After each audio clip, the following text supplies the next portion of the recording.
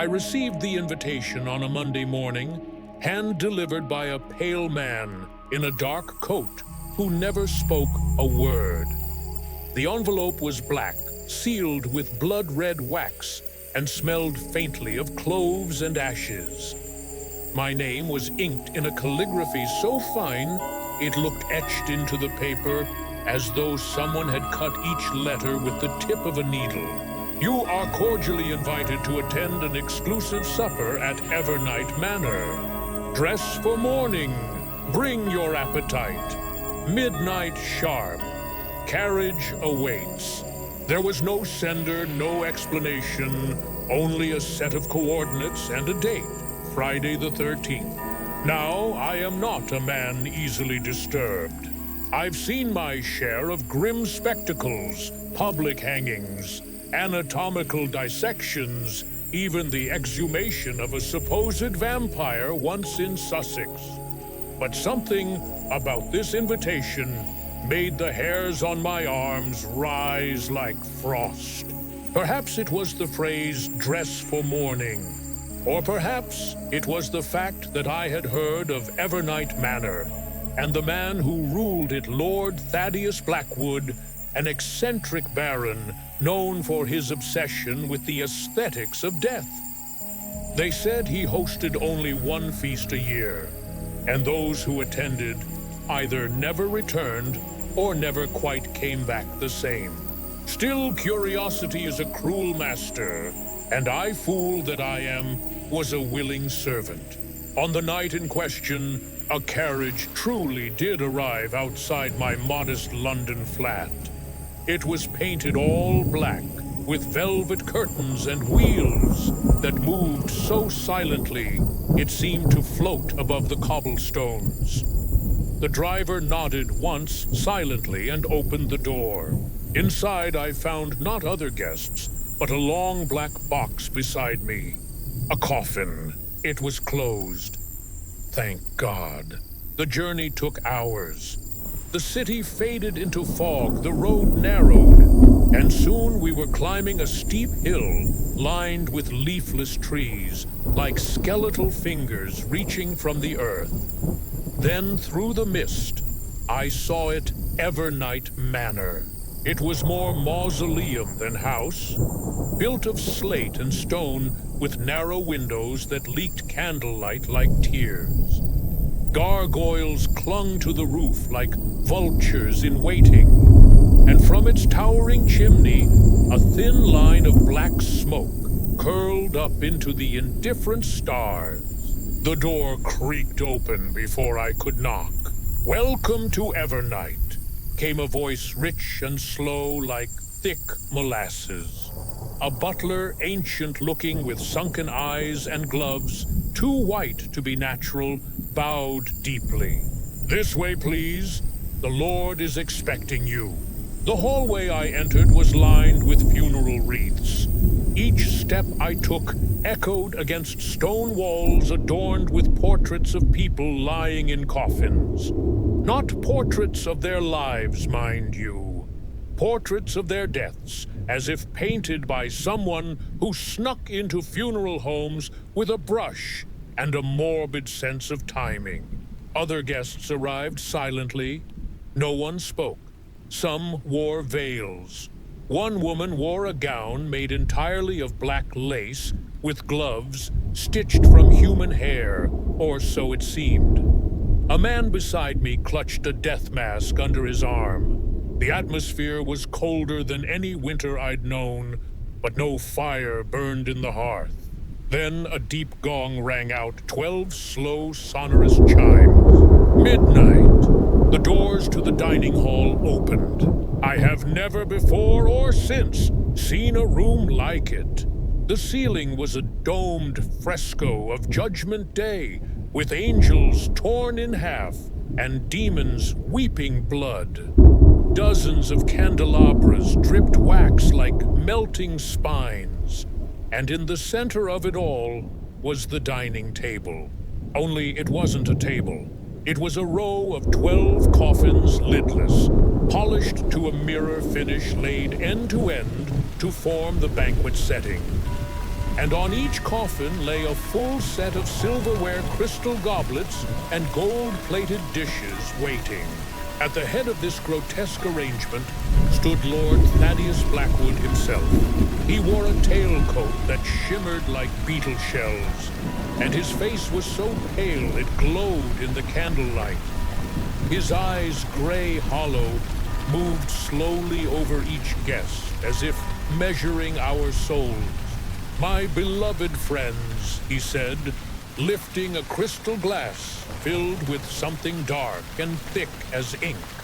"Thank you for joining me in this celebration of impermanence." No one clapped. A few nodded reverently. He smiled, revealing teeth too perfect to be honest. "Tonight we dine upon the fleeting. We raise our glasses to that which all must meet, to death, our patient host." We toasted. I did not drink. As I took my seat, yes, directly above the cold hollow of a real coffin, I noticed something else. Inside each coffin, beneath the glass lids, were portraits, painted likenesses of the guests. Mine stared back at me, pale eyes, closed hands folded as if already embalmed. I couldn't breathe for a moment. Then a servant leaned down and whispered, "Do not be alarmed, sir. You are merely dining with your most honest self." And with that, the first course was served. The first course arrived not on plates, but in silver funeral urns. Each one was etched with Latin epitaphs and tiny skeletal cherubs, their eyes hollow, their mouths twisted in muted hymns. A procession of footmen dressed in undertaker's garb, their faces powdered bone white, marched with solemn grace between the coffin's turned table, setting an urn before each guest with the reverence one might show to a corpse. The lids were lifted in perfect synchrony. Inside, a thick grayish soup, steaming faintly, swirling like fog on a moor. It had the texture of morning and smelled faintly of violets, spoiled cream, and old paper. A server leaned toward me and with a nod whispered, "It is called sorrow in silver bowls, sir, made with bone broth, wilted lilies, and a single tear from each kitchen maid." I thought it a joke until I tasted it. The first sip hit my tongue with a chill that didn't come from temperature. It was the cold of grief distilled. I felt suddenly, sharply, the absence of my late Uncle Frederick. I hadn't thought of him in years, but now his death bloomed behind my eyes like a funeral flower. The clink of silver spoons was the only sound in the room, and even that seemed too loud. We weren't eating, we were remembering. Lord Blackwood stood and raised his goblet. Grief, he declared, is the most nourishing emotion. It empties the soul so that it might be filled again. Tell me, have you ever wept while chewing? It is a most peculiar alchemy. No one responded, but a woman across the table began to cry silently as she swallowed spoonfuls of sorrow. I glanced at my neighbors. On my left was a young poet I could tell by the ink-stained cuffs and the distracted way he stirred his soup. On my right sat a woman I recognized vaguely from society pages. A widow thrice over, they said, though none of her husbands had died natural deaths. She was eating with the precision of someone feeding memories rather than a body. When I looked down again, my bowl was full once more. No one had refilled it. I put my spoon down. There were no waiters in the traditional sense. The servants glided rather than walked. They emerged from the walls like shadows, their arms too long, their gloves never wrinkled. When they leaned in to pour wine, which was black and thick like molasses, they whispered strange things. One said, "The dead envy the living for their hunger." Another murmured, "He who dines on death forgets his fear of it." I did not answer, but the widow beside me smiled. The room had no windows, but the air shifted as though something outside were moving. A chill crept in through the cracks of the ancient stone walls. Somewhere, a pipe organ wheezed out a mournful chord, as if the house itself were sighing. Then came the second round of urns. This time the soup was darker, tinged with red, and tasted faintly of rust and roses. Bloodroot and memory marrow, a footman whispered.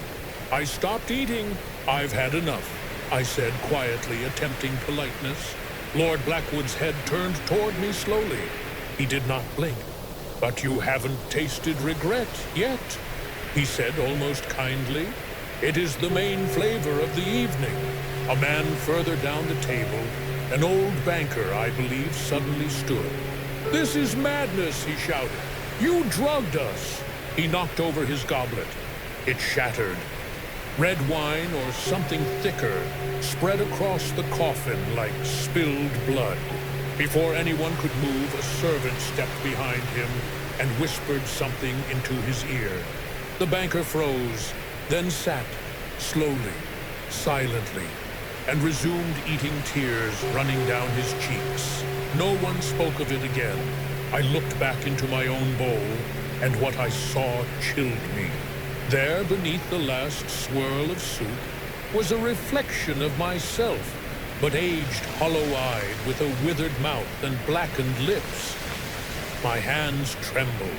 I think I will pass on the rest, I said, setting my spoon down for good. Lord Blackwood's smile widened. He said nothing, but his eyes gleamed with something close to admiration or amusement. The servers came once more, not to remove the bowls, but to lay black linen napkins across each guest's lap. They were embroidered with our names. Mine read a modest appetite for mortality. Then the lights dimmed. Now, said Lord Blackwood, we begin the next course. Something warm and a touch more visceral. We call it the embrace of decay. Bon appétit. There was no bell to announce the second course. No fanfare. No music, only silence, and the scent, faint at first, then thick, of something earthy, fermented, and strangely sweet. The kind of smell that lingers in crypts, old libraries, or cellars where time forgets its purpose. It was not unpleasant, not exactly, but it clung to your lungs and you tasted it before you ever opened your mouth. The urns were gone. In their place stood black wooden trays, each covered with a domed lid of smoked glass. The surface fogged slightly from within, as if something alive were breathing beneath. Lord Blackwood remained seated this time. He did not speak. He only nodded once, and all at once the lids were lifted.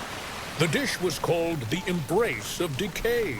It was presented on a withered oak leaf resting on a slate tile, etched with what looked like ancient funerary script. On the leaf was a piece of meat, gray-pink, quivering slightly rimmed with a soft bloom of white mold, like the velvet of a grave flower. Beneath it, a dark jelly pooled thick, glistening, almost black. I recognized none of it.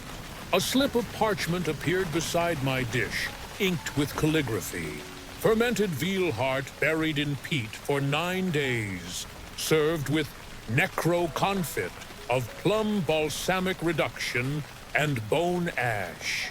My stomach turned, but the widow beside me let out a soft hum of pleasure. She cut into the meat with a grace bordering on religious devotion. I watched the others. Not one person hesitated. They ate slowly, methodically, with eyes closed, as if in prayer. Every bite was taken with the weight of ritual. There was no talking, no clinking of cutlery, only the wet sounds of chewing and the faint exhalations of reverence. Some guests wept openly. Some smiled faintly, as if remembering old lovers. One man dressed in naval regalia kissed the bone shard on his plate before consuming the final sliver. I could not touch mine, but I could not look away either. A footman glided to my side. "Would sir prefer the vegetarian alternative?" he asked, though his tone held no mockery. I nodded faintly. He returned with a plate of boiled mushrooms, their caps sunken and bruised, resting atop a bed of what looked like charred moss and acorns soaked in mead. The parchment now read, "A forager's death wish. Fungi harvested from gravestones near Blackfriars Abbey. Slightly psychoactive, mildly forgiving." I picked up my fork. The first bite tasted of rot and sweetness, as if someone had captured the scent of a forgotten attic and distilled it into food. My tongue tingled, then went numb. My ears buzzed faintly. The room softened. The candlelight blurred. The gargoyles overhead seemed to shift in their poses, and I could hear them whispering. Or perhaps it was the servants, or the guests, or me. The widow's voice cut through it like a knife in silk. "You'll want to brace yourself," she said softly. "The next phase is not for the faint." I blinked. "Next phase," she smiled without warmth. "The food doesn't stop at the mouth here. It opens doors." Before I could reply, a small bell chimed. Once, all the guests stopped eating. Napkins were laid across half-finished plates.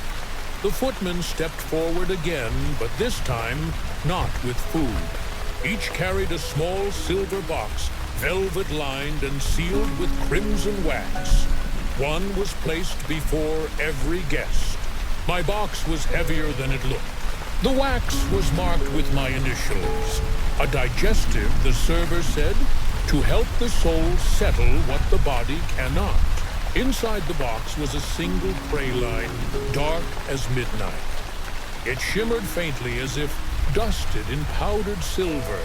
I turned to the poet beside me. He had already eaten his. His pupils were wide, staring into a place I couldn't see. The widow popped hers between her lips and whispered, "To memory, to decay, to what lies beneath." I didn't eat mine. I closed the box.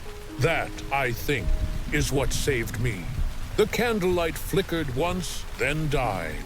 Darkness fell like a curtain, a long moment of nothing. Then the low, guttural moan of the manor itself.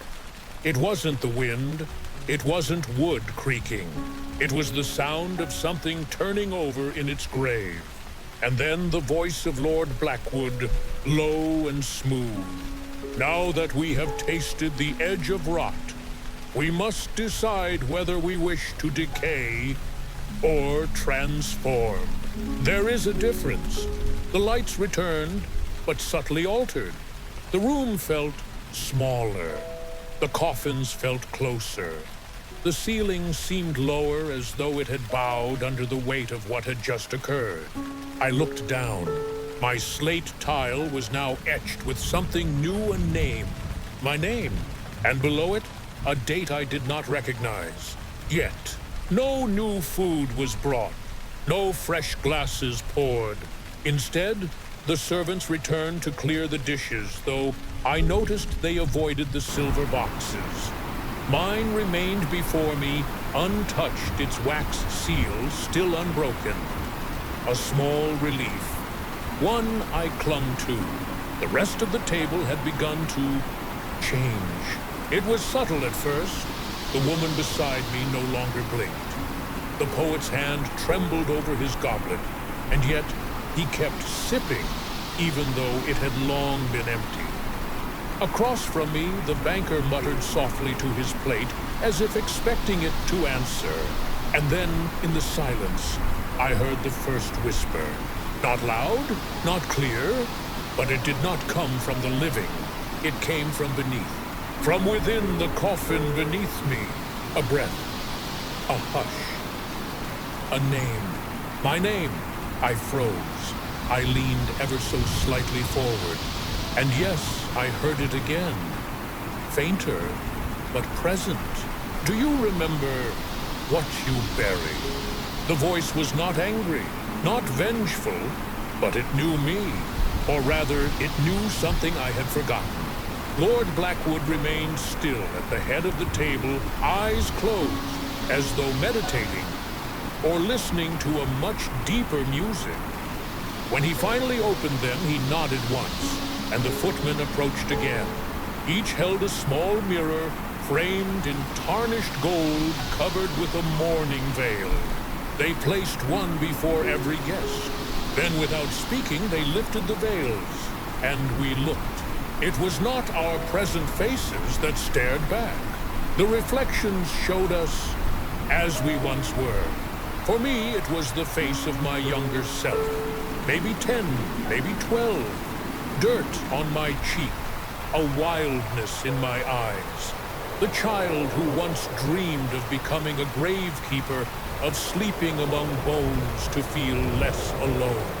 And behind that boy, barely visible in the mirror, was a figure gray and shrouded, standing in the fog of memory.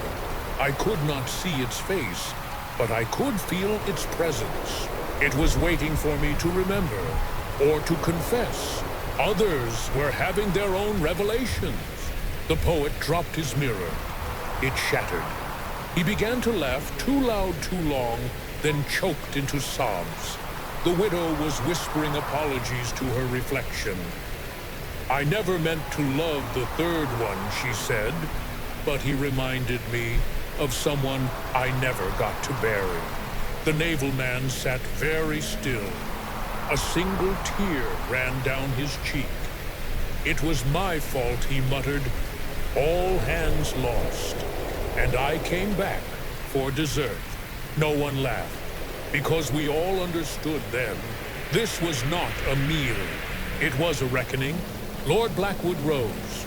Ladies and gentlemen, he said gently, you are now seated not merely at a table, but at the very edge of your soul. The dead speak here not in words, but in memory, in grief, in things left undone. He gestured toward the mirrors. Look carefully. Some of you will see what still waits to be mourned.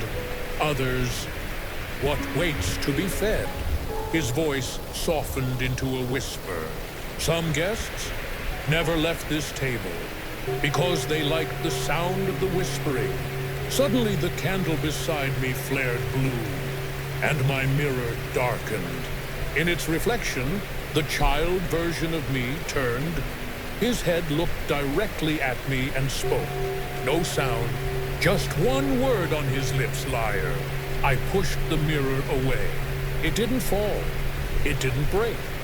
But I did not look again.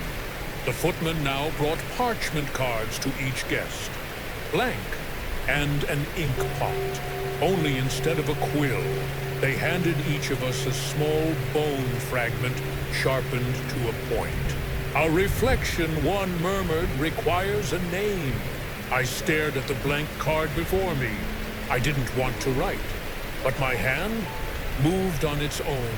I wrote down something I hadn't thought of in decades. A name, a mistake. A night I never spoke of again.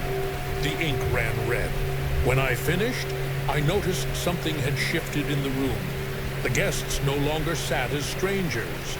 They were drawn inward as if tethered to something unseen.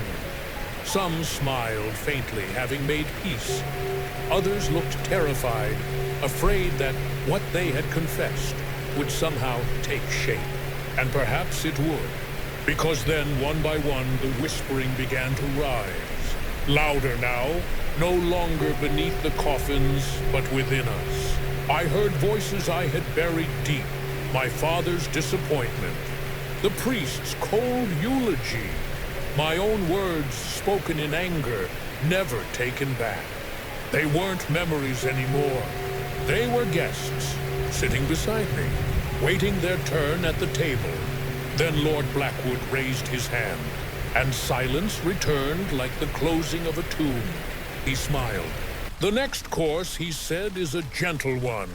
It is meant to soothe the taste of truth.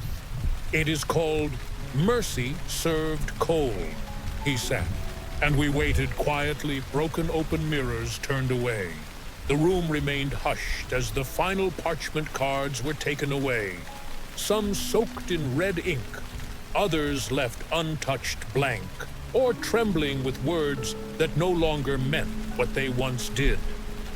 I watched as the footman slid them into a long black box at the far end of the hall. It was not locked, just closed. And yet, I felt as though something inside it exhaled. No bell signaled the next course. Instead, the candelabras dimmed to a silver glow as if the flame itself had grown tired.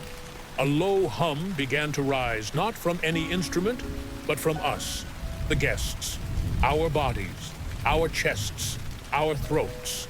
A resonance shared across the room like a final prayer or a shared breath before a plunge. Then, without warning, the footman emerged again, this time carrying bowls of ice. Clear, round, heavy crystal vessels filled with soft, powdered snow. At the center of each rested something delicate and pale, a curled scoop of what looked like milk glass sorbet, faintly shimmering in the dim light. Thin cracks spider-webbed across its surface like the first signs of thaw. They placed one before each of us, and before I could even ask, a card appeared. Course V, Mercy Served Cold. A blend of cream angelica root and distilled regret, frozen over the graves of the forgotten, to be consumed slowly, if at all. It smelled of nothing, no perfume, no memory, just cold. A flavor without expectation. I lifted the spoon, already chilled from the bowl, and tasted. It was the softest thing I had ever put in my mouth. Cool at first, then spreading a strange warmth, not in the throat, but in the chest, as if it were dissolving something deeper, something unspoken. Memories didn't rise this time. They fell like ash. Not the haunting cries of the earlier courses, not the bitter truths or whispered judgments, just silence. I felt my fingers loosen, my jaw unclench. Even the tight spot behind my eyes began to melt like ice under spring's sun. It was, dare I say it, kind. A sound escaped from the poet beside me. A laugh, a sigh. Perhaps both. He spooned the sorbet into his mouth again and again, tears streaming freely now. He wasn't crying out of pain. He was crying because he was allowed to. Down the table, the widow placed a gloved hand to her lips and whispered, "It's what I should have said at the last funeral." She didn't elaborate. She didn't need to. The naval man across from me, who had barely spoken, closed his eyes and whispered a name. Only one. Then set his spoon down, bowed his head, and smiled. A smile with sorrow in its corners, yes, but a peaceful one. I looked down at my own bowl. Only one spoonful remained. The final taste. I hesitated, not out of fear, but because I didn't want to lose the pain completely. It had become part of me. It had defined me for so long, I wasn't sure who I'd be without it. Lord Blackwood's voice came softly, as though he were speaking from the space behind my thoughts. We are taught that grief is heavy, but mercy is heavier still, because it demands we release what we've held on to, even when it hurts less to keep it. I ate the last spoonful, and I did not cry, but I exhaled. For the first time that night, truly exhaled, not just from the lungs, but from the places in me I had forgotten how to breathe. And then the bowl was empty, and so was the ape. The servants came once more, not to clear the table, but to place something new before each of us. A single white feather resting on a folded scrap of paper. It was not explained, but I understood. The paper contained only one sentence handwritten in charcoal ink. You are now allowed to leave what you carried in. I looked around the table. Some guests clutched the feather to their chest. Others let it fall. And a few disappeared altogether. Not visibly, not with drama, just no longer there. Their chairs remained still warm, but their presence had lifted like fog, rising from a river just before dawn. I stayed, so did the poet, and the widow, and the naval man. So did Lord Blackwood, and he looked at us with something close to tenderness, the first real emotion I had seen in his face. There are 2 more courses, he said, but only for those who still hunger. He paused. You may stay, or you may leave through the door behind you, but know this, whatever remains unfinished will wait for you. Here, always. No one moved, because we knew hunger comes in many forms. There were fewer of us now. No more than 7 remained seated at the table of coffins. The others, those who had vanished after the feather was laid before them, were not mourned. Their absences felt earned natural like leaves detaching from branches at the end of a long season. We, the ones who stayed, did not speak. Perhaps we were too afraid that our words would echo too loudly now that the grief had gone. Or perhaps we knew instinctively that silence was the only fitting prelude to what came next. Lord Blackwood rose once more. His presence had grown stiller, sharper, more like an icon in a cathedral than a man. The dead know when to let go, he said, but the living, the living, always hunger. He gestured to the footman, and the next course arrived. It was not placed before us this time. It was unveiled like a relic. The footman wheeled out a long, narrow altar draped in cloth, and as they pulled back the fabric, we saw what lay atop it. A banquet of absence. Plates piled with bones picked clean. Goblets filled only with scent. Platters hosting the outlines of dishes no longer present, like the ghost of food, the memory of indulgence. At the center was a great silver tray upon which rested nothing at all. And yet, I was starving. A new parchment was delivered, only one. It was passed hand to hand until it reached me. I read aloud, Course 6, the hunger that remains, for what you were never given, for what you still chase in quiet moments. Consume with caution. This is the taste of what could have been. No spoons, no forks. We were meant to consume with the self. At first I thought it was a metaphor, a test, but then the hunger grew. It was no longer in the belly. It was deeper in the chest, in the spine, in the raw center of the wanting self. Images came without warning. A letter I never sent. A door I never opened. A child I never fathered. A life I almost lived. I felt my hands grip the edge of the coffin beneath me, as if it were the only thing keeping me tethered. And still I hungered. Across the table, the naval man was muttering. Why did I return? He asked no one. I wasn't meant to. The sea had chosen me. He placed both palms on the empty silver tray and bowed his head until it touched the metal. He stayed there, still breathing, but no longer reaching. The poet sat with wide eyes and an open mouth as if trying to taste the air. I heard him whisper, her name was Eva. I was going to ask her. I was, and then He wept into his empty hands. The widow did not cry. She sat perfectly still.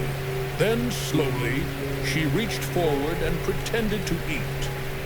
Mimicked the cutting of a steak, the sipping of wine, the delicate motion of wiping her lips with a napkin. "I choose to remember," she whispered, "and I choose to pretend I was loved for who I was." She smiled with her eyes closed. It was one of the most elegant acts of defiance I had ever witnessed. And me, I sat before the empty tray and let my hands tremble.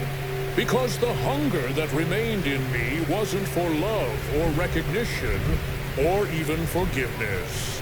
It was for understanding. I had spent so much of my life chasing knowledge books, rituals, secret histories, believing that if I just understood the rules, I'd be safe from suffering.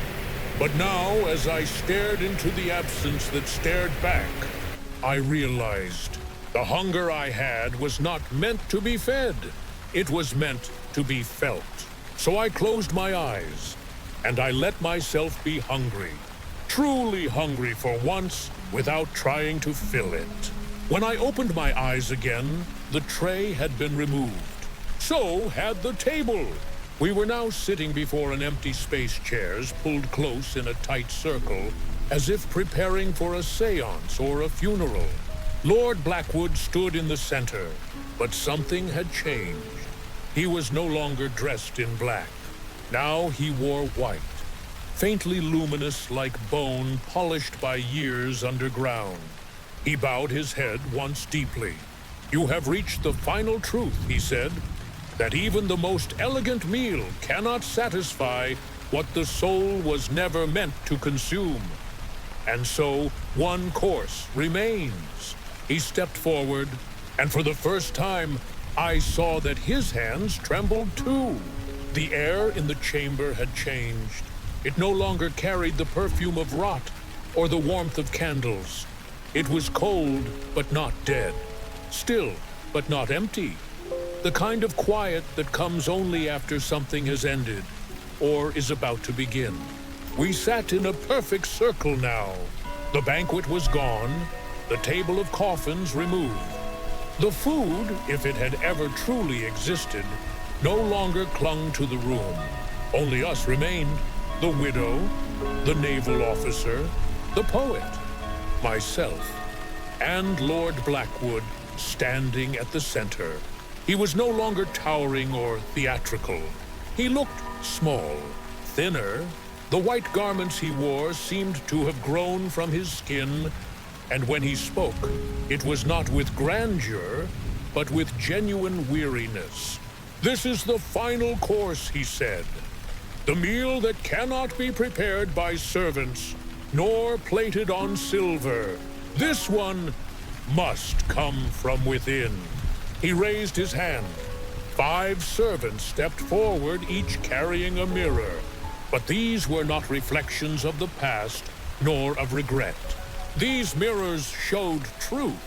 Mine was placed before me without ceremony, and in it I did not see myself as a child, nor as the broken man who had entered this place. I saw who I had become, layer by layer, built on choices, fears, and things left unsaid. A man who had made peace with his wounds, but had never let go of the tools that caused them. In my hands, reflected in the glass, I held a knife. Not one of steel or bone, but a symbolic blade shaped from all the words I had used to keep people away. All the moments I had chosen distance instead of vulnerability. All the times I had smiled and meant nothing. The knife was mine, and now I was asked to use it. The parchment before me read, Course 7th, the final offering. Take only what you are willing to lose. Offer only what you wish never to reclaim. Consume not to be fed, but to be changed. The room held its breath. The poet was the first to move. He reached into the mirror, his hand passing through the glass as if it were water.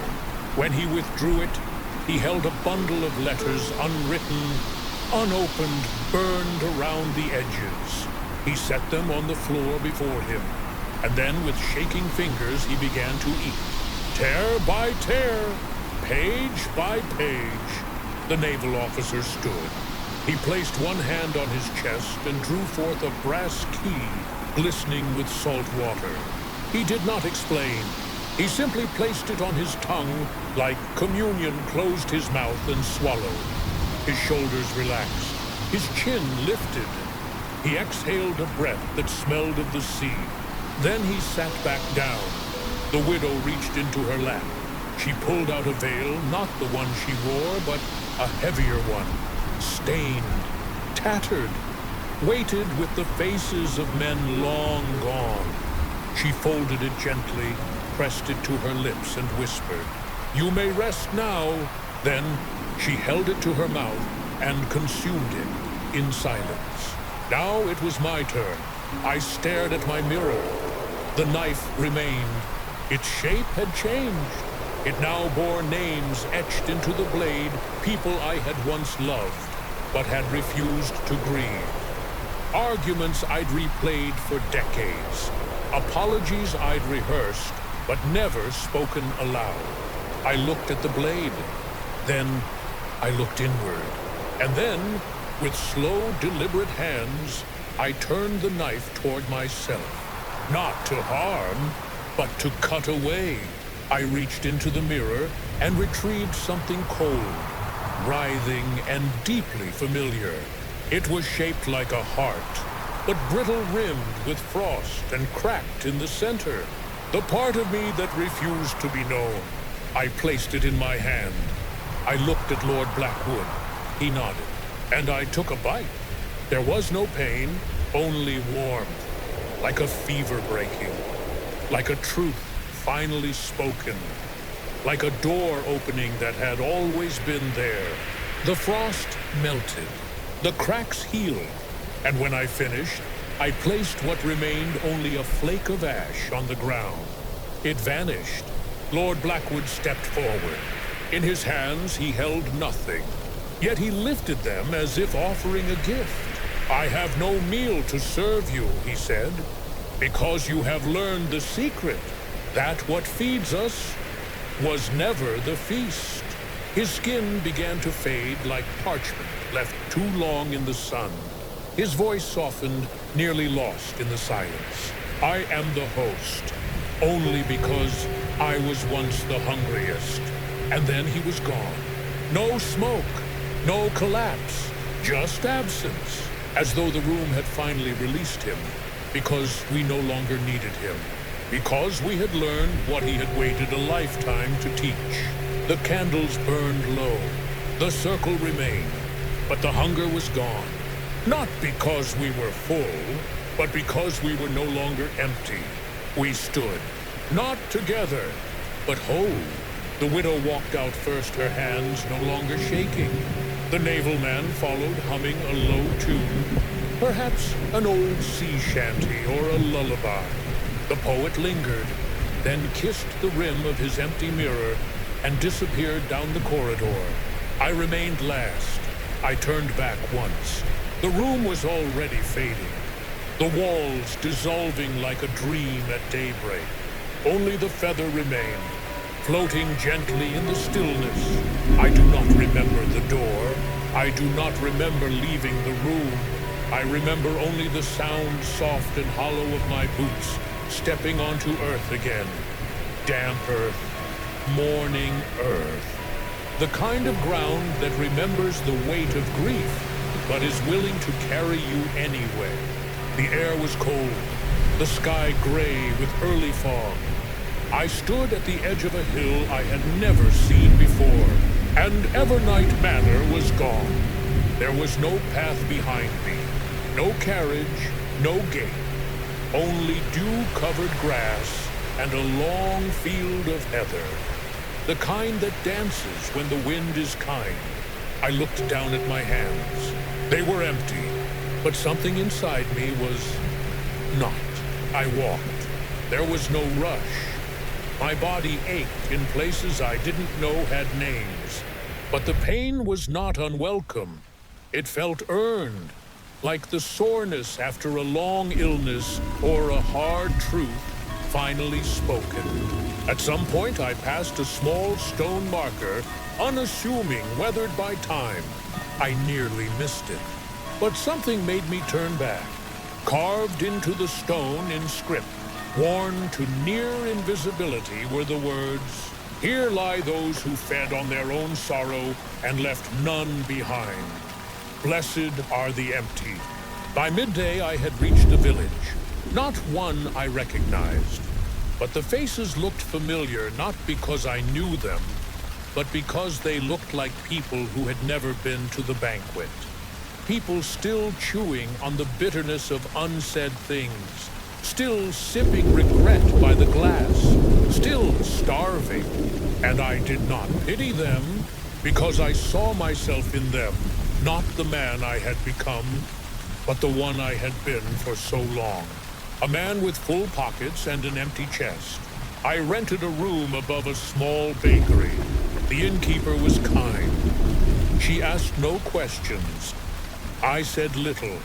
But that night, as I lay on a mattress that smelled faintly of flour and wood smoke, I dreamed of the table again. Not in fear, but in stillness. I saw the feather once more drifting, always drifting. Weeks passed, then months. Seasons changed their clothes, and so did I. I found myself drawn to the edges of things, old churches forgotten, trails, libraries no one visited.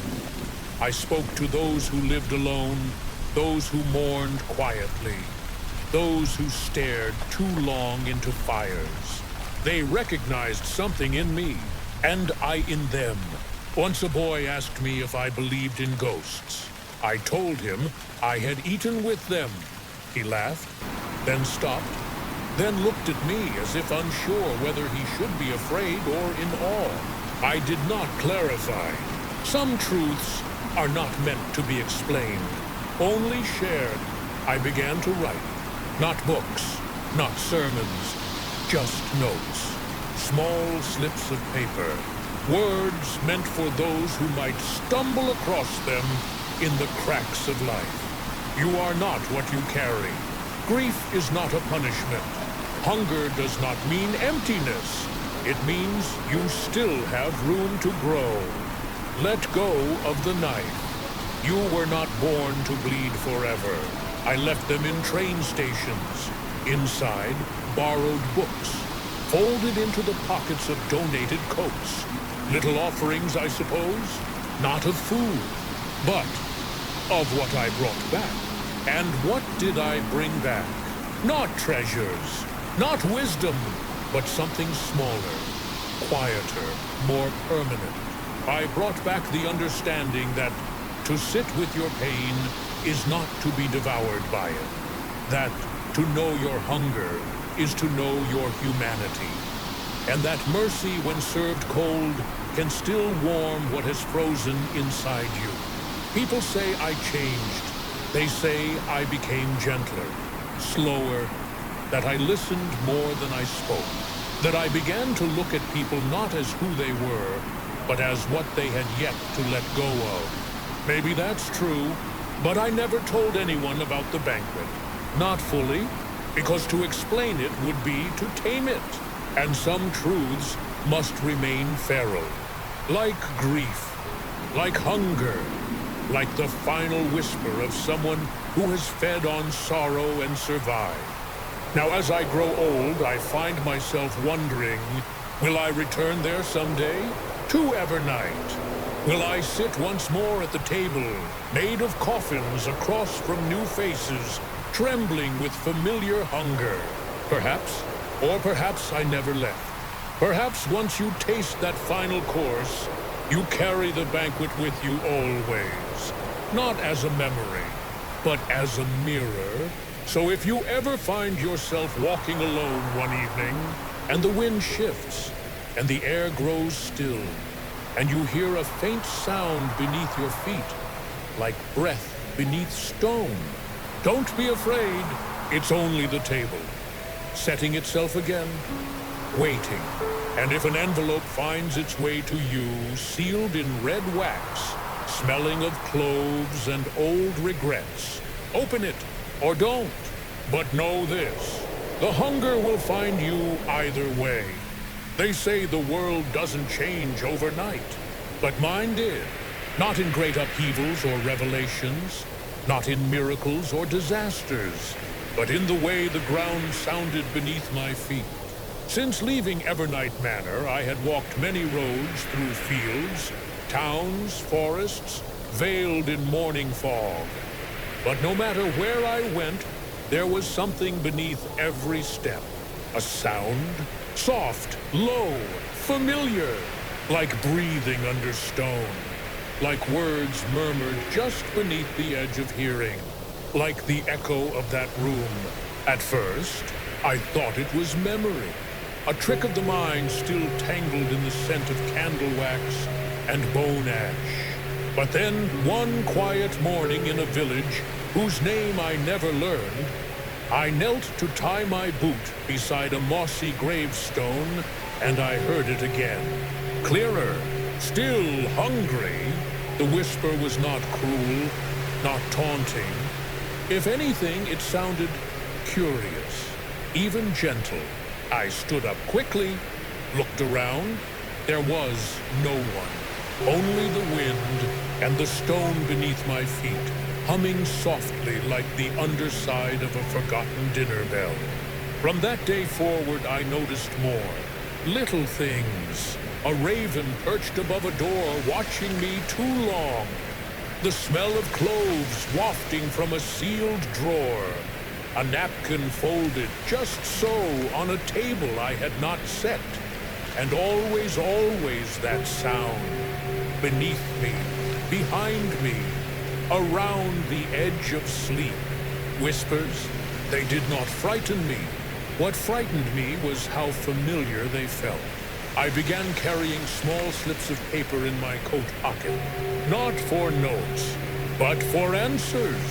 Whenever I heard a whisper, however faint, I would write a word in response.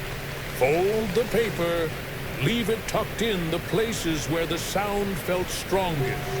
On fence posts, in library books, behind loose bricks in crumbling chapels. Once on a train, I tucked one behind the seat. When I turned around again, it was gone. But in its place was a white feather. I wasn't the only one. I began to notice other strangers with strange eyes. They walked slowly, listened longer than most. They flinched slightly at the clang of spoons. They wore black, but not for mourning. They were not waiting for answers. They were carrying something. And when we passed in the street, or shared a silence in some forgotten waiting room, we nodded. Just once, as if to say I heard it too. One day, in a coastal town where the cliffs met the sea with ancient violence, I found a bookshop with no name. Dust clung to the shelves like memory. I asked the woman behind the counter if she had anything on the philosophy of hunger. She didn't blink. She handed me a thin leather volume with no title. Just a symbol etched on the cover, a single coffin drawn in silver thread. I opened to a random page. When you have eaten your last regret, it read the only thing left is the echo of your appetite. There was no price tag. She only said, leave what you no longer need. I reached into my pocket and left behind a folded parchment, the one I had written on the night I returned from Evernight. She took it without reading, and still the whispers came, not daily, not always at night, but often enough that I knew I had not truly left. None of us ever do. We carry the table in our bones, the courses in our memory, the feather in our coat. Not to return, but to recognize others on the way. Sometimes, a whisper would ask, would you go back? And sometimes, I would answer out loud, yes, not out of longing, but because I know now that Evernight was never a place. It was a threshold, a mirror, a meal we are all destined to taste when the hunger within us becomes louder than the world outside. I tell you this not as a warning, but as a benediction. When you hear the sound beneath your feet, when the wind feels like breath on the nape of your neck, when the scent of something ancient stirs you from sleep, you are not haunted. You are invited. The table is always there, waiting. It began with a dream, or perhaps it was something older than dreaming. A flicker in the dark behind my eyes, the sound of candlelight on velvet, and the slow creak of chairs pulling themselves away from a table I could not see but had known once. Intimately. In the dream, I was not myself. Not exactly. I was dressed in mourning black hands, pale lips, stained with wine I had never tasted. And yet, I remembered the taste. It was the third course, the one that whispered while you swallowed, the one that made you see your reflection as it truly was. I stood in the hallway of Evernight Manor once again, but this time no servants guided me, no guests murmured. The door to the dining hall was slightly ajar, and the light inside flickered like breath on a mirror. I opened it, and the table was waiting, set exactly as I remembered. 12 coffins end to end, empty bowls, untouched wine, napkins folded into the shape of wings. At the head of the table sat no one, but a place was set in front of me, with my name. I did not sit. I stood behind the chair, looking at the reflection in the polished coffin lid. It was not my face. It was someone I used to be. The version of me who had arrived, trembling, proud, hungry, full of questions and scars, disguised as manners. He looked up at me with a quiet sadness. Then he whispered, "Are you full yet?" I couldn't answer, because I didn't know. When I woke, my hands smelled faintly of cloves and ash. The feather I had tucked into my notebook was gone. In its place was a spoon, silver, unpolished, real. After that night, the dreams came often, not always terrifying. Some were soft. In one, I was sitting at a banquet of silence, and the guests were all the versions of myself I had never become. We raised glasses. We did not toast. We simply acknowledged one another. And when I asked them what we were celebrating, one of them said that we're still hungry. Then I woke with a tear on my cheek and the taste of mercy on my tongue. But some dreams were harder. In one, I saw the poet again. He was seated at the table, scribbling furiously into a napkin that dissolved as he wrote. When I reached for him, he turned and said, "If I stop writing, I'll remember again." In another, the naval man was walking into the sea feather, clenched in his fist eyes, open and unblinking. "I'm not sinking," he called. "I'm returning." And then there was her, the widow. She never spoke in my dreams. She only sat, hands folded, veil lifted, looking at me with something I still cannot name. But when I woke, I always felt lighter, like she had taken something from me in sleep, something I no longer needed. A sorrow, a secret, a bite too bitter to finish. The dreams began to blur into waking. I would be sitting in a park feeding pigeons and hear the clink of silver on porcelain behind me. Turn nothing, or pass a dining room window at dusk and see for a split second a long black table set for 12. I no longer questioned whether it was real. Reality was no longer the gatekeeper it once was. Evernight had rewritten the rules. I began writing them down. The dreams, the moments between sleep and memory. The taste of dishes that no longer existed. I called the journal The Invisible Meal. It was not meant for publication. It was not even meant for reading. It was a record of what lingers, of what never truly ends. Once I dreamed of Lord Blackwood again, but not as a host. He was sitting beside me, hands folded, watching the fire. He looked older, not weaker, but softer.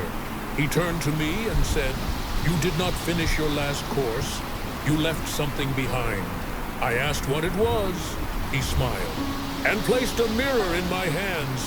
When I looked into it, I saw not myself, but a door. A door I had never opened. I haven't dreamed since. Not like that. But I know the banquet is still there, set, waiting. Not for me, perhaps, but for someone. Because once you've eaten at Evernight, you carry it in your pulse, in your shadow, in the quiet corners of sleep. Sometimes I walk past a stranger who blinks too slowly, or hear a spoon clatter with a hollow echo, and I know they've tasted it too. And sometimes, when I sit alone with tea, cooling in my hands, I feel something in the chair across from me. Not quite presence, not quite absence, just a soft reminder that the banquet lingers, and it is never truly over.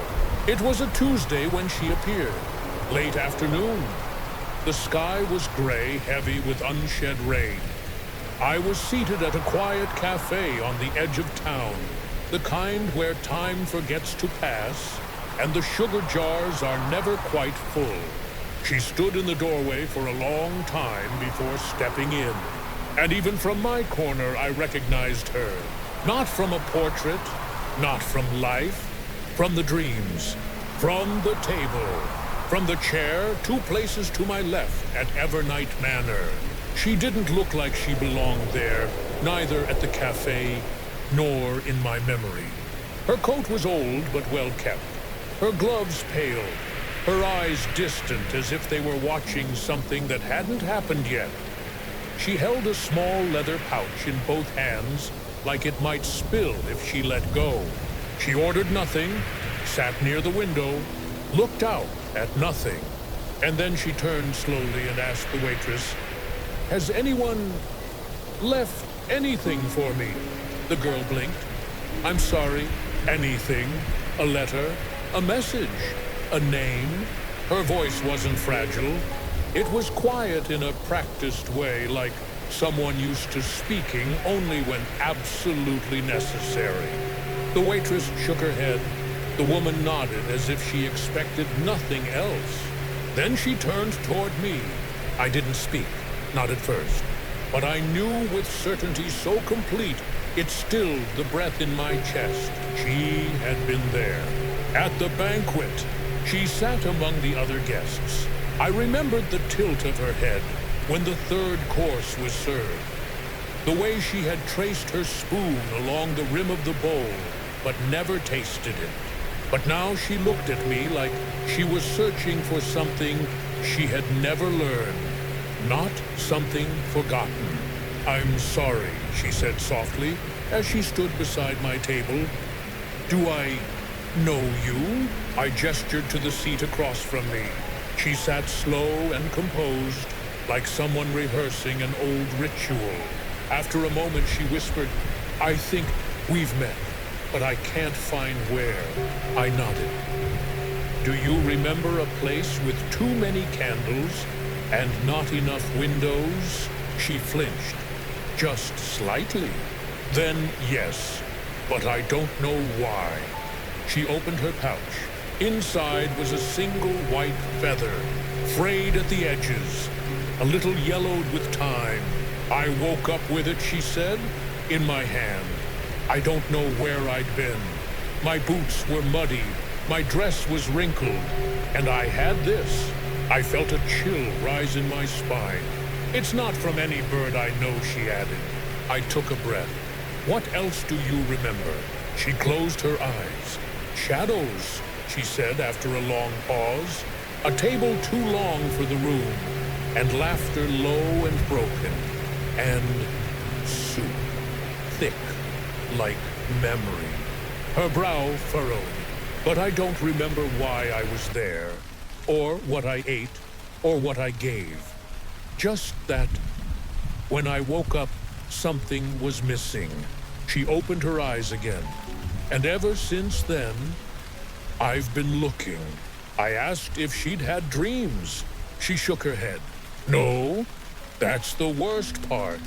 It's like I lost the dreams too. Then leaning forward, do you think someone else ate mine? I didn't answer, because the truth felt too sharp to serve aloud. I reached into my coat pocket and placed something on the table, a folded slip of parchment yellowing at the corners. She looked at it, didn't touch it. What is it?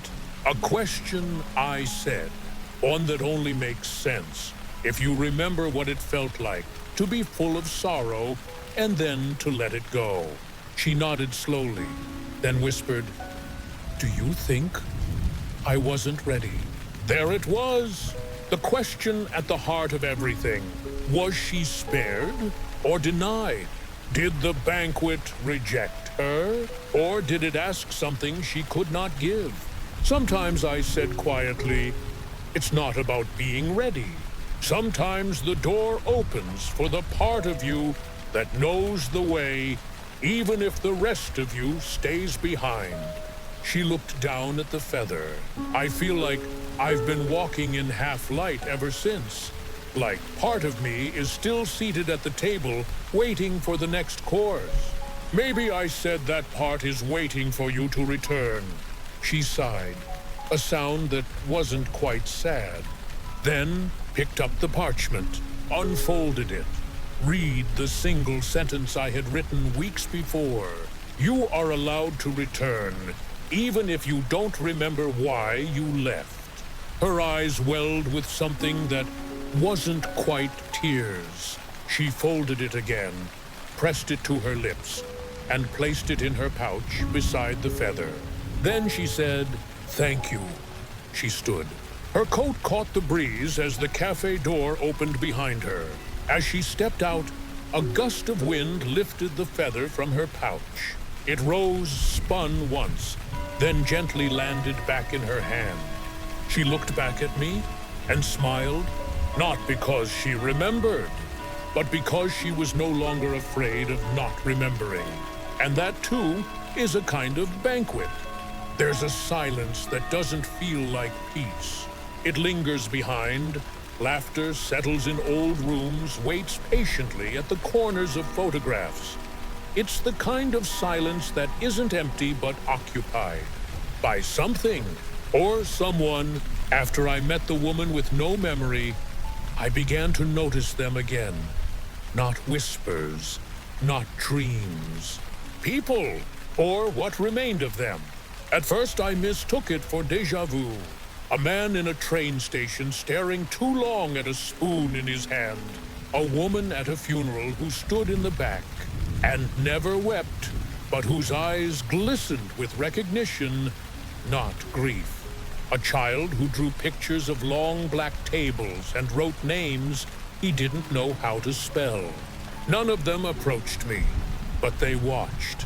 And when our eyes met, something passed between us, a knowing old and hollow. They were not guests like I had been. They were still there, somehow. There are those who never left the table. They walk among us, move through cities, raise children, pay taxes. They answer when called.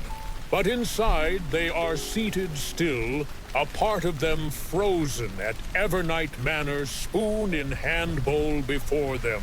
Some because they refused the final course. Some because they couldn't offer what was asked. And some because they liked it too much. There is a kind of hunger that becomes identity. The banquet was never designed to be a trap. But not every cage has bars. Some are built from mirrors and linen napkins and questions we do not want answered. I saw one of them on a foggy morning by the Thames. He wore a wool coat despite the heat and held a pocket watch he never looked at. He was standing still, not lost, paused. I passed him slowly, carefully. He didn't blink, but as I moved by, he whispered, barely audible, "It's always midnight in there." And I knew he hadn't left. Not fully. They aren't dangerous, these lingering guests, but they are unsettling because they remind you that some part of the soul prefers stasis over healing, prefers memory over mercy, prefers the ache of hunger to the quiet of having enough. I once followed one, a woman in green gloves, who sat alone in a tea room, stirring a cup long after the tea had gone cold. She left behind a folded handkerchief on her table. I waited for her to disappear down the alley before I approached. Inside the handkerchief was a name I didn't recognize and a phrase written in trembling ink. I stayed because I wanted the sorrow to mean something. That's what binds them, I think. The guests who never left. They chose not to step back into the world because what they tasted at the banquet was truer than anything outside it. And once you've known that kind of truth, everything else feels like eating dust. But truth, like wine, is not meant to be hoarded. It is meant to pass through, to be sipped, swallowed, released. Truth that is clung to becomes poison. That's what the banquet teaches, and that's what they refuse to learn. Sometimes I wonder if I'm one of them, if some part of me is still seated there, waiting for the next plate. But I remind myself, I stood, I left, and I've walked ever since. That too is a kind of meal. If you suspect you've seen one of them be kind, don't ask too many questions. Don't offer advice. Just share a moment, a nod, a silence that says, "I see you. I remember too." It may be the only reminder they get that there is life after the table, and maybe someday they'll rise, set down their napkin, whisper thank you to no one, and walk away into a world that's been waiting quietly, like a second course gone cold, but still worth tasting. It arrived without warning. No knock on the door, no courier, just the sound of paper against wood, soft as breath. When I opened the door that morning, the street was empty, but at my feet was an envelope, black, sealed in wax, etched with silver lines that shimmered faintly in the mist. And on its front, in unmistakable handwriting, my name, written exactly as it had been that first night. I didn't pick it up immediately. I stared at it for a long while, as if it might vanish if I looked away. But it remained patient, as always. Evernight never rushes. I knelt slowly, touched the envelope. The wax was warm. Inside was no formal invitation, no address, no instructions. Only a small card, plain, bone white. A single sentence in ink so fine it almost disappeared into the fibers of the page. You left something behind. There was no signature. There didn't need to be. I knew. I carried the card with me for 3 days, slipped into the inner pocket of my coat next to where I had once kept the feather. I didn't sleep much, didn't eat with company, because something in me had shifted, not broken, not panicked, just tilted, like the way a painting hangs crooked after someone brushes past it too lightly to notice. The fourth night I dreamed again. It had been a long while. In the dream, I was back in the hallway. The same endless corridor, funeral wreaths, soft footfalls on stone. But this time, the doors to the dining hall were closed. A flickering candle floated above them, bobbing like a question. And nailed to the door was my name, carved deep into the wood, overlapping other names, older, nearly faded. I woke up with ash on my fingertips. The card burned in my thoughts. You left something behind. What had I left? I had offered what was asked. I had eaten what was placed before me. I had stood, walked away, returned to the world. Hadn't I? Or had I simply brought the banquet with me and called it healing? That evening, I went for a walk. No direction, just followed the silence. It led me to the edge of town to a forgotten path beneath a crumbling stone arch where ivy clung to memory, and the wind spoke only in half-sentences.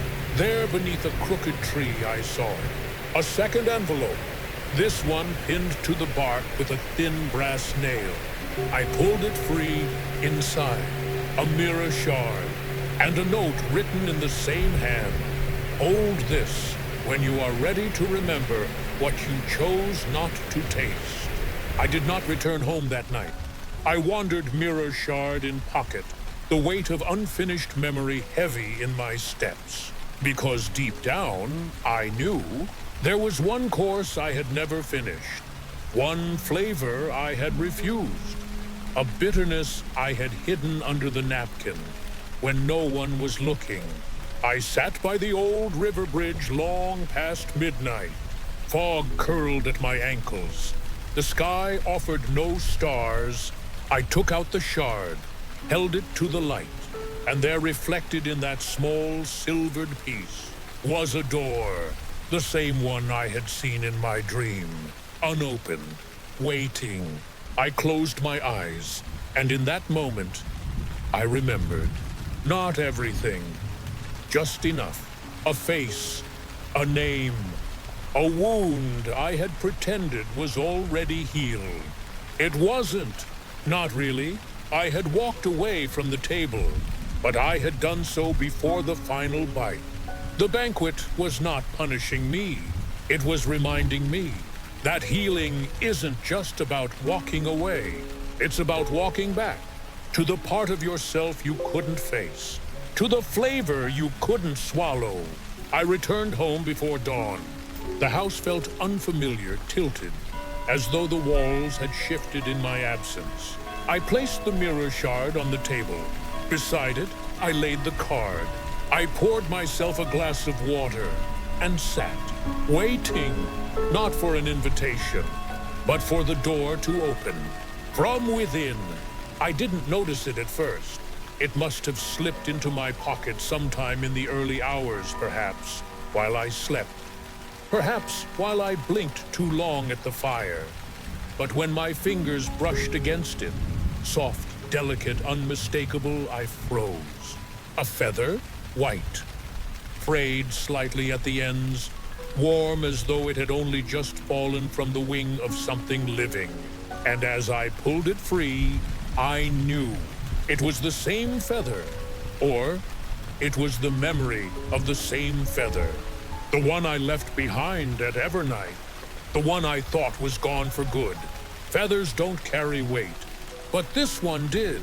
It pressed down in my palm with the gravity of unfinished vows, of unspoken farewells, of truths swallowed too soon. I placed it on the table beside the mirror shard and the envelope. The three of them looked like ingredients for a spell I wasn't ready to cast. For days I avoided them. I cleaned the windows. I rewrote old notes. I walked for hours without direction. But the moment I returned home, the feather was always exactly where I had left it. Not moved, not disturbed. Just waiting, like it had nowhere else to be.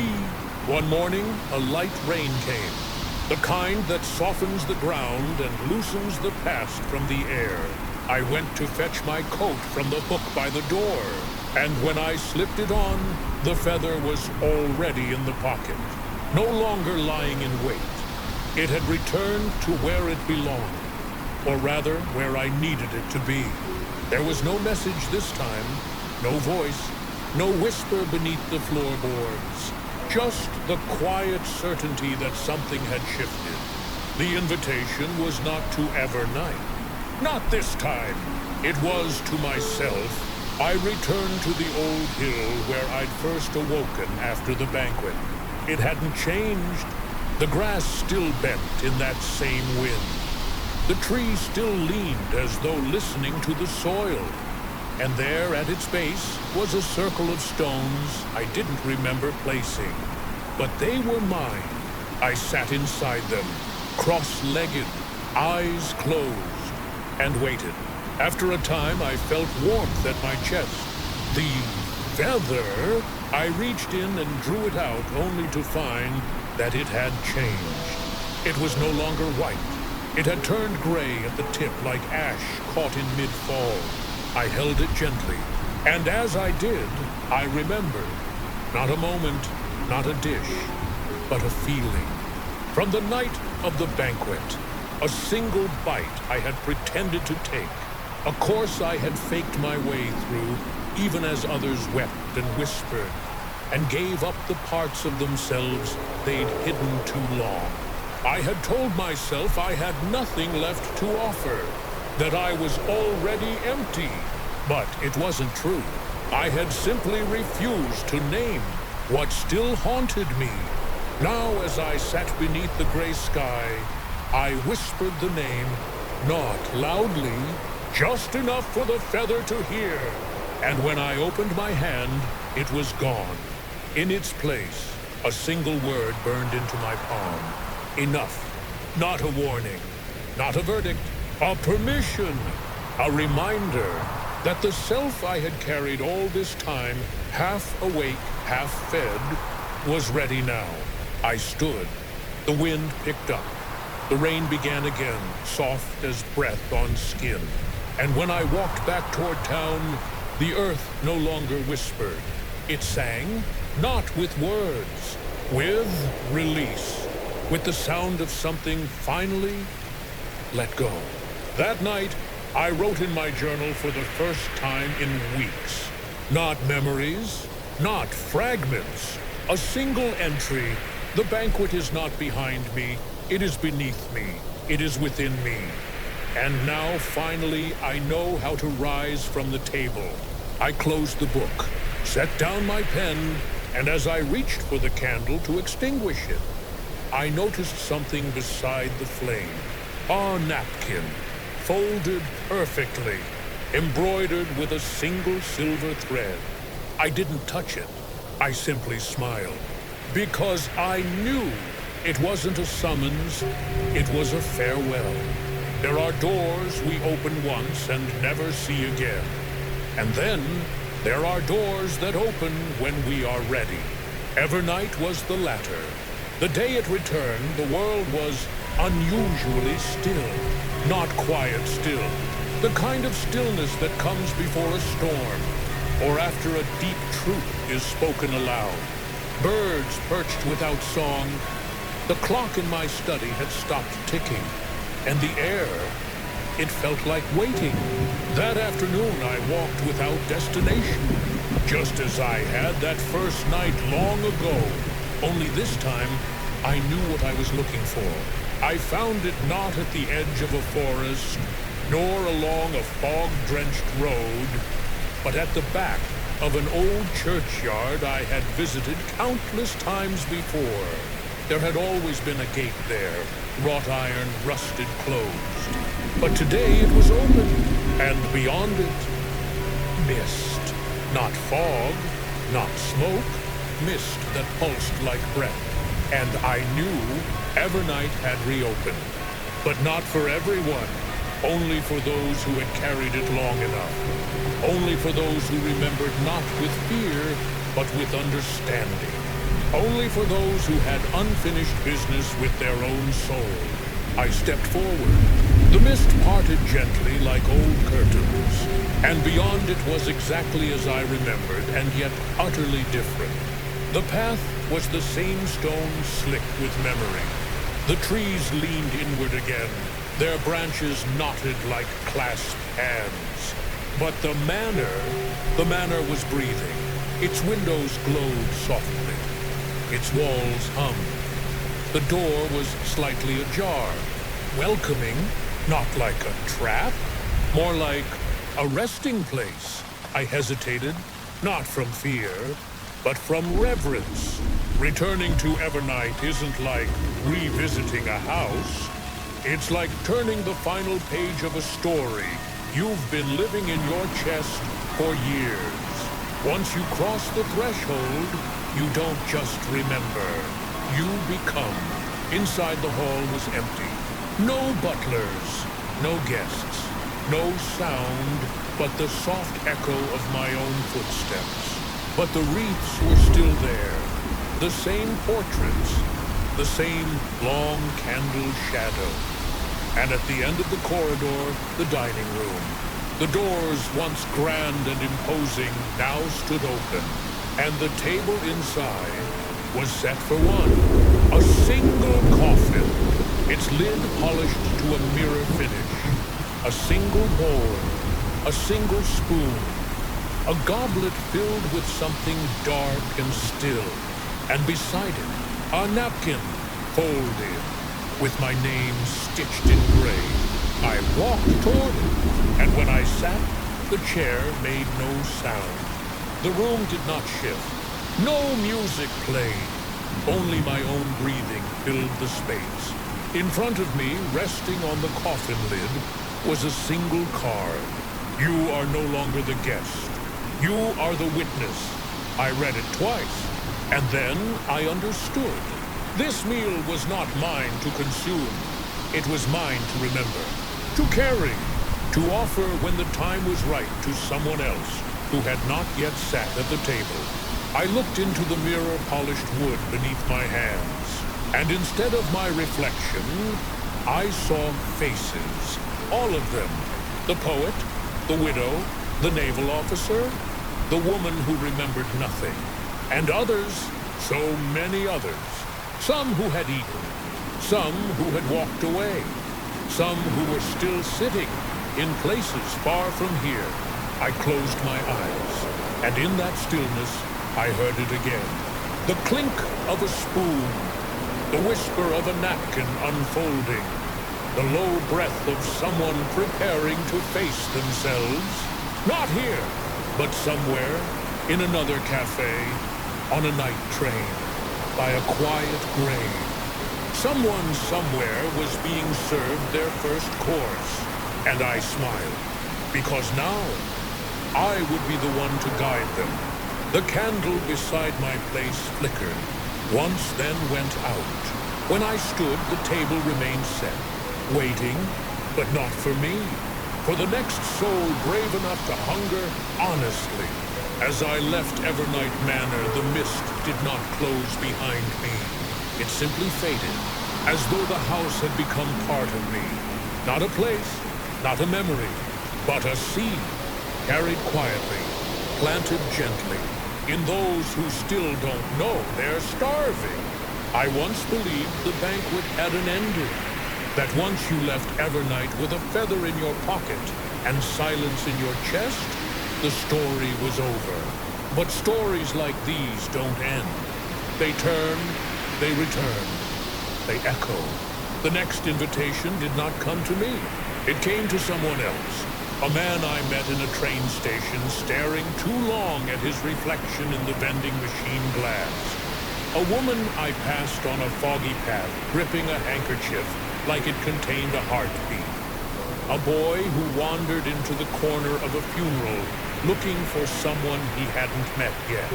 They were all waiting for something they could not name. And I knew what to call it. Hunger. Not for food. Not even for answers. But for reckoning. For stillness. For a place where the self can unfold without apology. Evernight isn't a house. It's a threshold. It begins again, always the same way. A knock, or no knock at all. Just an envelope, a name written in ink, older than memory. Wax that smells like cloves and dust and slow decay. and a phrase. Dress for mourning, bring your appetite. I do not send the invitations, but I know when they've been delivered. Because the wind changes, because mirrors behave strangely, because somewhere someone begins to hear a whisper beneath their steps. I no longer walk away from it. I walk beside it now. When a guest finds the manor, I am often nearby. Never before them, never greeting at the door, but waiting somewhere inside. Not as a host, not as a servant, as a witness. And when they sit, nervous, expectant, unaware, I do not speak. I watch, because the banquet is theirs now. Not mine. My role is simply to remain, to remember, to make space. The second banquet begins without fanfare. The candles flicker. The doors close behind them.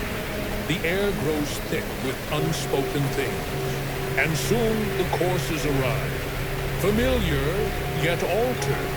Like old songs played on unfamiliar instruments. They will taste their grief and their regret. They will sip memory from goblets etched with names they haven't spoken aloud in years. They will stare into polished wood and see versions of themselves they thought long buried. They will hear whispers that know exactly what to say, and if they are brave, they will offer what they've carried too long.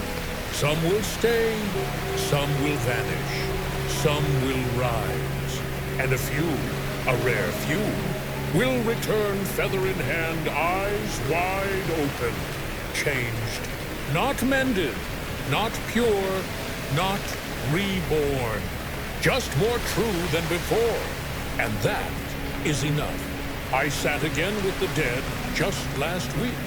A young man took the seat I once occupied. He trembled. He whispered a name before the first spoon touched his lips. He cried before the second course. And by the time dessert was served, he was no longer afraid of being seen. I did not need to say a word, because he recognized me not by face, but by presence. And when he stood, he bowed slightly to me. I returned the gesture. I left before the candle burned out, not because I was done, but because he wasn't. The banquet was his now. The silence had changed hands. Outside the manor, the fog had already begun to curl away. Morning approached. Birdsong stirred in the branches, and I felt it deep in my chest. A hunger, yes, but not for answers, not for healing. A hunger for something far simpler, to be near others who had remembered, to walk in a world where the table lived quietly within the hearts of a scattered, quiet fellowship. You may never receive the envelope, or perhaps you already have. Perhaps it was tucked in the spine of a forgotten book, or whispered in the rustling of old leaves on a grave you never meant to visit. Or maybe, just maybe, it was in the sound of your own footsteps, and the ache you could never name. If the invitation finds you, don't run. You've already been walking toward the table your entire life. Sit, taste, remember, offer what you've hidden. And when the final course is done, leave the napkin folded, leave the mirror cracked, leave the door open behind you, so the next soul knows where to go. Because the banquet never ends. It simply begins again. People often ask me what the banquet truly was. They whisper the question as if naming it too clearly might bring it back. Or worse, prove it was real. But I've stopped trying to explain it in concrete terms. Because Evernight isn't just a house made of stone and silence. It's a moment in your life when everything pauses long enough for you to hear what you've been avoiding. Long enough for you to finally taste the parts of yourself that no one else has ever touched. What I remember most isn't the food. It's the way the room felt when a guest chose to be honest. The way the candlelight softened around someone when they let go of their oldest sorrow. The way the air shifted when someone finally whispered a name they thought they'd buried. It was never about the meal. It was about what we were willing to surrender in order to become more whole. Evernight taught me that grief is not a closed door. It's a corridor, long, narrow, lined with portraits of who we once were and who we're afraid we might still be. And at the end of it is a table, and a chair, and a mirror. No one else can sit in your place. No one else can eat your meal, and no one else can walk away on your behalf. I used to believe healing was something loud, triumphant, final, but now I know healing is often quiet, sometimes even invisible. It's choosing to forgive someone who'll never say sorry. It's letting go of a memory without needing to rewrite it. It's learning to carry the hunger without shame and learning when to set the spoon down. If you're reading this, if you followed this story to the end, then maybe you too have felt it. That strange ache at dusk, that silence after an old song ends, that fleeting pull towards something you can't name, but somehow recognize. Maybe you've been to Evernight in your own way. Maybe you're there now. If so, I offer no answers. Only a hand placed gently on the table, a nod across the candlelight, a quiet voice saying, "You're not alone in this hunger, and when you're ready, your seat will be waiting." I no longer fear the banquet.